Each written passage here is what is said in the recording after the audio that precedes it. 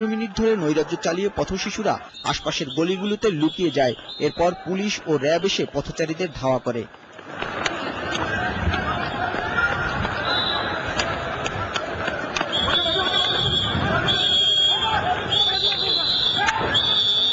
মাসের শুরু থেকেই ব্যাপকভাবে শেয়ারের দাম পড়তে থাকায় এর আগে বিনিয়োগকারীরা মতিঝিলে বিক্ষোভ করে। রোববারের মতো শাপলা চত্বর থেকে টিকাটুলি মোড় পর্যন্ত তারা আগুন জ্বালিয়ে দফায় দফায় মিছিল করে। এ সময় কয়েকটি ভবনে ইটপাটকেল ছুড়ে তারা। রোববার সাধারণ সূচক 406 পয়েন্ট কমে যাওয়ার পর সোমবার কমেছে 324 পয়েন্ট। সূচক নেমেছে 6394 পয়েন্টে। 12টি বাজে সব প্রতিষ্ঠানের শেয়ারের দাম কমেছে। উইদিন 10 মিনিটস বা উইদিন 5 মিনিটস যদি আপনার 300-400 ইন্ডেক্স পড়ে, এটা আপনাকে প্রশ্ন করি আমি, এটাকে আপনি কি বলবেন? মানুষ মানে লজ্জা কান্নাকাটি করতে পারতেছে না এই মার্কেটের মধ্যে। টাকা চলে অর্ধেক হয়ে গেছে, কিভাবে আস্থা থাকে এখানে? আপনি একবার মিটিং দিয়ে বলেন আসেন তোমরা এখন ঠিক করতে যা, আসি বিশ্বাস করে আসি, তো মিথ্যা বিশ্বাস মিথ্যা আশ্বাস দিয়ে আনান মানুষকে এখানে। মঙ্গলবার আবারও দরপতন হলে বিনিয়োগকারীরা মতিঝিল অবরোধের ঘোষণা দিয়েছে। এদিকে এসিসির পক্ষ থেকে বলা হয়েছে কার্যক্রম স্থগিত করা 5টি ব্রোকারেজ হাউজের উপর থেকে নিষেধাজ্ঞা তুলে নেওয়া হয়েছে। গোলাম পারভেজ, এটিএন বাংলা, ঢাকা। ইউনিয়ন পরিষদ নির্বাচনের নতুন আচরণবিধি চূড়ান্ত করেছে নির্বাচন কমিশন। পৌরসভা নির্বাচনের আচরণবিধির আদলেই এই বিধি তৈরি করা হয়েছে। আচরণবিধিতে প্রার্থিতা বাতিলের ক্ষমতা কমিশনের হাতে রাখা হয়েছে। চেয়ারম্যান প্রার্থীদের সর্বোচ্চ ব্যয় সীমা নির্ধারণ করা হয়েছে 5 লক্ষ টাকা। বিস্তারিত রয়েছে অনিন্দিতা কামালের রিপোর্টে। নির্বাচনের সময় সহিংসতা ও অনিয়মের ঘটনা বাংলাদেশের একটি সাধারণ চিত্র, আর স্থানীয় সরকার নির্বাচনে এই চিত্র যেন আরো ভয়ঙ্কর হয়ে ওঠে। তাই অতীতের অভিজ্ঞতার আলোকে সাম্প্রতিক সময়ে পৌরসভা নির্বাচনে নতুন আচরণবিধি প্রণয়ন করে নির্বাচন কমিশন। প্রার্থীরা যেন তা মেনে চলেন, সেজন্য কমিশনও ছিল কঠোর। দু একটি বিচ্ছিন্ন ঘটনা ছাড়া বেশিরভাগ প্রার্থীদেরকেই দেখা গেছে সেই নিয়ম মেনে চলতে। পৌরসভার সাথে মিল রেখে এবার ইউনিয়ন পরিষদ নির্বাচনের জন্য করা হয়েছে নতুন আচরণবিধি। এই বিধি অনুযায়ী প্রার্থীদের হলফনামা জমা দিতে হবে না। চেয়ারম্যান প্রার্থীদের জামানত নির্ধারণ করা হয়েছে 5,000 টাকা এবং মেম্বার পদপ্রার্থীদের ক্ষেত্রে 1,000 টাকা। চেয়ারম্যান পদে নির্বাচনী ব্যয়সীমা সর্বোচ্চ 5 লাখ ও ব্যক্তিগত ব্যয় 50,000 টাকা। আর মেম্বার পদে নির্বাচনী ব্যয় সর্বোচ্চ 1 লাখ এবং ব্যক্তিগত সর্বোচ্চ 10,000 টাকা নির্ধারণ করা হয়েছে। এছাড়া চেয়ারম্যান পদপ্রার্থীদের একটি ব্যাংক অ্যাকাউন্ট খুলতে হবে এবং কমিশনের কাছে তাদের ব্যয়ের হিসাব জমা দিতে হবে। একাধিক ওয়ার্ডে একাধিক অফিস নয়, একটি ইউনিয়ন পরিষদের প্রার্থীরা মাত্র একটি অফিস করতে পারবেন। পৌর নির্বাচনের মতোই প্রার্থীরা শুধুমাত্র ঘরোয়া সভা ও পথসভা করতে পারবেন। দেয়াল লিখন কিংবা পোস্টার লাগানো যাবে না, দড়ি দিয়ে ঝুলানো যাবে। আর সব ধরনের পোস্টার হতে হবে সাদা কালো। কোনো ধরনের আচরণবিধি লঙ্ঘন করলেই কমিশন প্রার্থিতা বাতিল করতে পারবে। অনিন্দিতা কামাল, এটিএন বাংলা, ঢাকা। সংবিধান সংশোধনের জন্য গঠিত বিশেষ কমিটি জাতীয় সংসদের চলতি অধিবেশনেই তাদের সুপারিশ জমা দেবে কিনা এ ব্যাপারে শিগগিরই সিদ্ধান্ত নেবে কমিটি।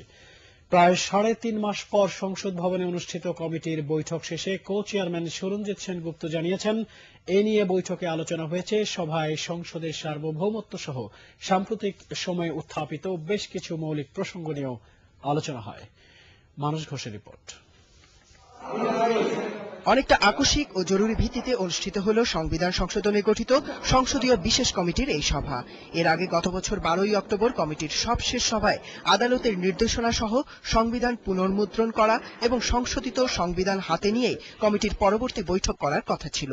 আইন মন্ত্রণালয় এখন পর্যন্ত কেন সংশোধিত সংবিধান ছাপতে পারেনি এ নিয়ে বৈঠকে আলোচনা হয়। সন্তুষ্ট অসন্তুষ্টের বিষয় নেই, বিষয়টি এরকম যে জাতির যেমন উৎকণ্ঠা উদ্বিগ্ন এই সময়টি যাওয়া, কারণ যে সংবিধান অত্যন্ত একটি মৌলিক বিষয় এবং সর্বোচ্চ আইন। এই বিষয়ে যত তাড়াতাড়ি সিদ্ধান্ত নেওয়া হয় তত তাড়াতাড়ি মঙ্গল। তবে যেহেতু আইন মন্ত্রণালয় এখনো তাদের হাতের দায়িত্বটি সম্পন্ন করতে পারেননি, সে কারণেই রাখা হয়েছে। এত এই ব্যাপারে জবাবটা তো তারাই দেবেন। বৈঠকে সাম্প্রতিক সময়ে উত্থাপিত বেশ কিছু প্রসঙ্গে আলোচনার পর উপস্থিত সদস্যরা একমত হন। তবে আইনমন্ত্রী না থাকায় কোনো বিষয়ে কমিটি চূড়ান্ত কোনো সিদ্ধান্ত নিতে পারেনি। এই 3.5 মাসে অনেক পানি গঙ্গা, যমুনা, পদ্মা দিয়ে গড়িয়েছে। অনেক প্রশ্ন, সাংবিধানিক প্রশ্ন উঠেছে। পার্লামেন্ট সার্বভৌম না অন্য কিছু, এ নিয়ে অনেক বিতর্কের স্থান পেয়েছে।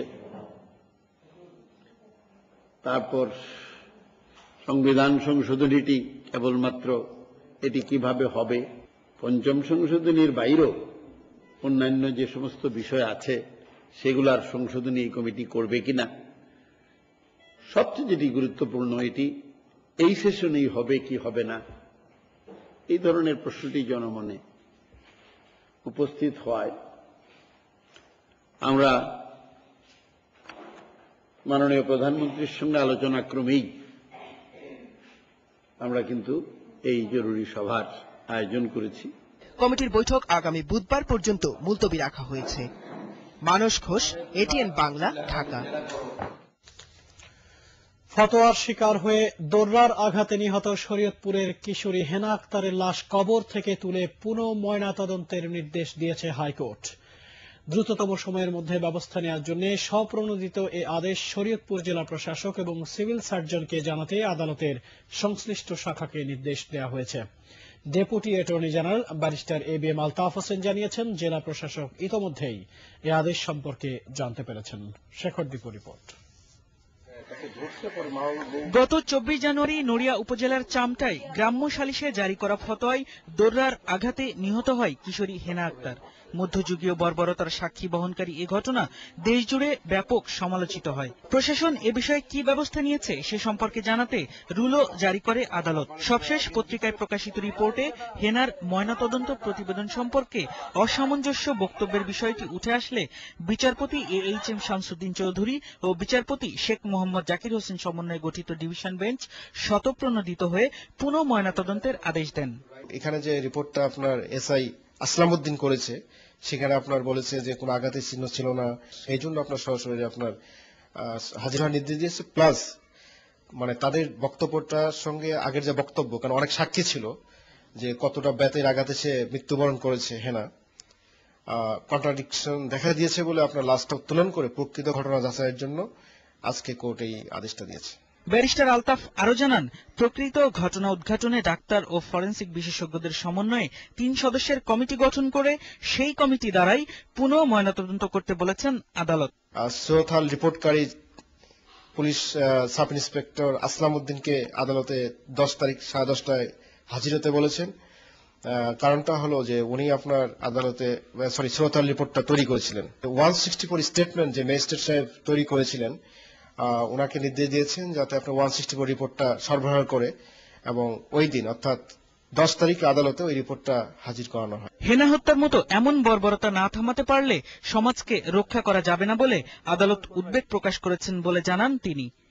শেখর দীপু, এটিএন বাংলা, ঢাকা। এবার পাওয়ার এনার্জি ড্রিঙ্কস বিশ্বকাপ প্রতিদিন।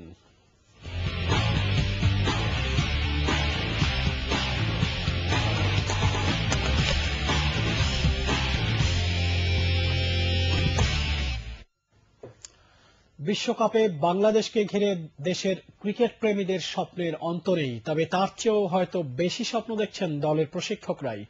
সাম্প্রতিক পারফরম্যান্স এবং দলের ক্রিকেটারদের প্রতিভা দেখে বোলিং কোচ ইয়ান পন্ট মনে করেন বাংলাদেশ এবার ম্যাচ জয়ের প্রত্যয় নিয়েই সব দলের বিপক্ষে মাঠে নামবে।